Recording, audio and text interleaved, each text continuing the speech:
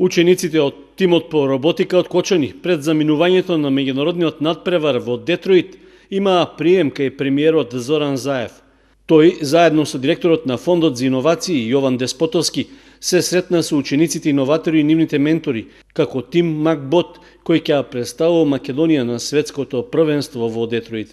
Тимот од Кочани, кој брои 9 ученици од основните и средните училишта, функционира во состав на Средното општинско училиште Гошо Викентиев и е дел од кабинетот по роботика.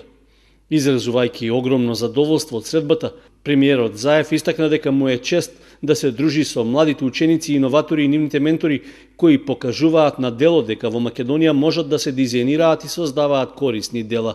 Разговаравме со Горијан, Нима, Сара, Ана, Никола, Давид, Јован, Петар, Моника и можам слободно да кажам дека Република Македонија може да се гордее и да очекува светла иднина со вакви млади луѓе. Овој тим од вредни, креативни и посветени ученици ќе ја представи и промовира Република Македонија на светската мапа на млади иноватори и затоа ја заслужува сета наша поддршка. Владата, институциите, но и сите граѓани, сите треба да ги поддржиме младите умови на Македонија и да им честитаме за тоа. Да им честитаме на учениците, но и на нивните професори и ментори кои се заслужни за успешно завршената работа. Младите иноватори покажуваат на дело дека во Македонија може да се дизајнираат и создаваат големи дела. Јас ги повикувам нив, но и сите млади да работат, да создаваат и да креираат тука, во нашата Македонија.